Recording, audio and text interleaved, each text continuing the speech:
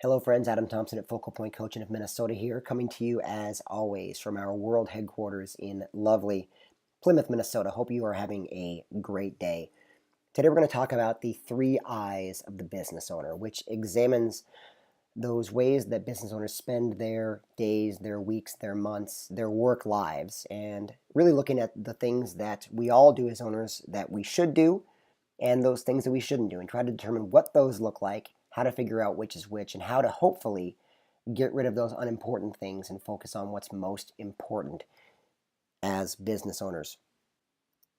Before we get into that, a little bit about me. As you know, this is my family: Jack, Maggie, Carol, and Adam. They are the reason I do what I do. They're the reason I get up in the morning, why I work so hard to realize this goal of establishing this coaching practice. What I do as a coach is to help my clients realize their versions of success. And we do that by looking at those issues they face around their team, their time, their money, clarity on what they want to be when they grow up, and eventually an exit strategy. My role as a coach is to equip my clients with the tools they need to be successful. And along the way, I'm providing that accountability, that measurability, that discipline so that they can achieve their goals. I do this through one-to-one coaching, through group coaching, through trainings, through workshops, and through engagements like this. So, as business owners, we all have way too much to do. Our inboxes are full, our tasks pile up. We have customer issues, we have employee issues, product and service issues, process issues. There's never enough time in the day to get everything done. The consequence of that is that oftentimes business owners spend too much time in the weeds, focusing on unimportant tasks rather than those important goals. They spend time nitpicking, worrying about those little details, and owners often feel this need to be on top of everything. And the consequence is that many times they are on top of none of it. Try to be on top of all of it, you end up being on top of none of it. So what would happen if you stopped? If you stopped all that activity, if you stopped doing all those things, if you just let go of all that control and stop trying to know every little detail about your business and instead focused on the big picture? Well, the truth is, you don't always know what would happen if you stopped all those activities. And because of that, it can lead to fear. It's fear of the unknown. It's fear of stopping what you've been doing. It's fear of losing control, fear of not knowing every little tiny detail about your business. That old phrase, the buck stops here. Well, how can the buck stop here if you can't account for every single buck? But I have good news. The good news is you don't have to do it all. You don't have to take on everything as the business owner. As the owner of a company, of a successful company, knowing it all and doing it all is not your job. You are allowed to focus on what's most important. You can do that. You can clear things off your plate to allow more time for your most crucial work. And why can you do that? What gives you that ability? What gives you that luxury? What gives you that right to let go of some of these things and focus on the most important things at hand? What moves your business forward? Why are you able to do that? The fact is, it's because you have resources at your disposal. When I say resources, I don't mean funding and equipment and buildings and processes and systems. I mean resources in terms of the human capital you have around you: your team, your employees, your vendors, your contractors. If you're paying attention to this, you've probably achieved a certain level in your business. You are working toward that next level. You're trying to get better. You're trying to grow your business beyond where it is now because you realize there's a better version out there, and that's fantastic. But again, it means you've achieved a certain level. You've achieved some success. And because of that success, that means you don't have to do it all on your own. I don't want you to fear losing those little things. I want you to focus on embracing the big things. You can exercise more control over where you focus your time and your energy. As the owner of your business, your job is to apply your knowledge, your experience, and your vision in that leadership role for your company. Your job is to use your personal resources your time, your brain power, your energy, your focus wisely on what influences your business the most.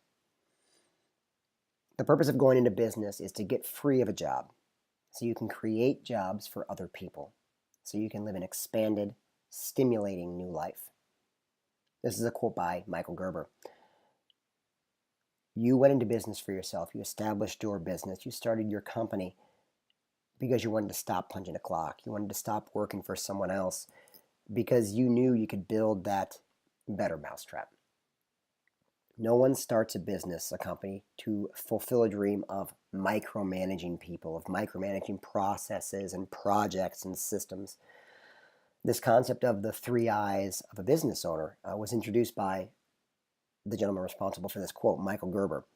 Michael is a business author and a consultant, and in his book, The E-Myth Revisited, he brings about and establishes this idea of the 3 I's of a business owner.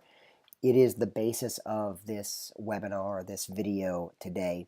It's what we're going to talk about today in a nutshell, is the importance and the how-to of working on your business, not in your business. So for the next few slides, we're going to switch to some island imagery. I like visuals, I like the imagery, I like those ideas of drawing pictures in your head, and the island works, I think, as a metaphor, as a visual for these concepts of the 3 I's of the business owner. So I want you to picture this island in the middle of the sea. And this island is that ultimate goal for your business. It's where you want your business to be in X number of years. You fill in the X. 3 years, 5 years, 7 years, 25 years, whatever that might be. When it comes to this island, in the middle of the sea, the entrepreneurial eye is focused on the island, focused on the future. It's thinking about how to get there, how to reach the island, what the vision of that company is, and what it means to arrive there. When a business owner looks at his or her business through that entrepreneurial eye, they see the big picture. They see the future. They see that island in the distance, and they're focused on how to reach the island, how to get to that vision, what it means to arrive on that island, and then where to go next, what that next destination looks like. When thinking about the business through the entrepreneurial eye and looking at the business through the entrepreneurial eye, an owner is asking questions like, what if, how could I, what if we established a new product line, what if I was able to purchase my biggest competitor, what if I established a new market in the town next door, how could I grow, how could I increase profits over the next 5 years? It's those big visionary questions that help shape the future of the business. Now, looking through the manager's eye, looking at a business through the manager's eye, a business owner is focused on the past, but in order to improve the future. Using the island metaphor, the manager's eye is looking at the path that has been taken, the route that's been taken, and how that path could be altered in the future for a smoother ride. How could we make the current journey as successful and efficient as possible by looking at and learning from the previous journey? It's looking at systems, looking at people, looking at processes, looking at historical data and historical performance. It's managing results and searching for ways to improve, and it's asking questions like, how could we have? What happened when we, how could we have grown our numbers Q4 2016? And what happened when we added that new product line? What happened when we hired that new salesperson? What happened when we implemented that new system? Was it effective? Could it be more effective in the future? And what does that look like? And then finally, looking at the business through the eyes of the technician. In this case, the business owner is just in the weeds. In the island metaphor, he or she is in the boat, head down, on the oars, rowing, just trying to get through the day. It's very task-oriented. It's focused on the day, the here and now, and what's right in front of you. It's doing the grunt work. And be clear that technician activities are important activities. They make the business go. They take care of the client directly. They answer the phones. They pay the bills. They do all the different things. And they are important machinery in making the business run. They're just not necessarily high value activities for a business owner. As you can see here, the technician is bleary-eyed, he's Google-eyed, and he just asked this one question: what happened to me? Obviously not a place where you want to be, not a place where you want to focus your time, your energy, your effort, your talents. So how do we apply these 3 I's? How do we look at our activities and determine where they fall? How do we use this information to make sure we are being as efficient and focused as possible on what we do? One way to do it is to practice the 80-20 rule. You all know the concept. You've heard it before. 80% of your business comes from 20% of your customers. But the concept applies across the board in a business. It's not just in sales and revenue. As a business owner, you should try to spend 80% of your time in the managerial and the entrepreneurial I's. And frankly, 80% of that time entrepreneurial focused in the entrepreneurial I. Focus on your most important and impactful activities, those 20% on your list that take up 80% of your time, but also generate 80% of the results. Things like being the face of the company, being the leader, being the visionary. Determine what those big tasks, those big items, those most important tasks are, and focus your time and your energy as exclusively as you can on those. And if you're not sure how to evaluate that, how to determine what those most important activities are, look at it in terms of hourly rate. You're the owner of the company, and you hopefully pay yourself accordingly. So ask yourself, what is that hourly rate? To figure that out, simply take whatever you paid yourself last year, your salary, your dividends, and divide it by 2,000 hours. Divide it by that kind of average daily work year. And as you look at where you're spending your time, at the tasks at hand, at the tasks on which you are focused, ask yourself if it's worth your rate. If you're a $50, $75, $100 plus an hour person, are you spending your time doing $15 an hour work? And if you are, why are you doing that? It's below your pay grade, it's below your hourly rate, and chances are it's not something that you're particularly good at. There are people out there that you can hire, that you can find, whether it's a staff member, an employee, or an outside contractor, to do that $15 an hour job. Find someone else, delegate it to an employer, or an outside source, or to a vendor, or to a contractor. Get it off your plate and focus on the activities that are worth your hourly rate. Would you pay somebody your rate to do what you're doing right now? If the answer is yes, keep doing it.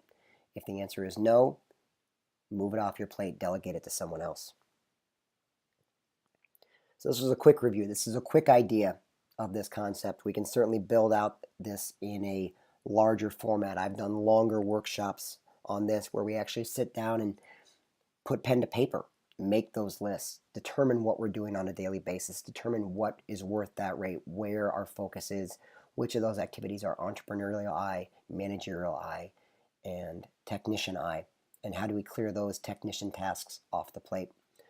But this is just that basic primer. This is to get your mind thinking about it, to get you focused on paying attention to what you're doing. So where do we go from here? It's always about action items. It's always about taking action. Identify your most important activities and make sure you set aside time each day to accomplish them. And frankly, identify your technician activities. What are those things that you're doing right now that you probably shouldn't be doing? Make that list, identify them, and then most importantly, find someone else who can do it for you. Get them out of your way so you can focus more on those biggest, most important tasks that are going to help move you and your business forward toward achieving that vision and reaching that island. So what is that one action you're going to take immediately?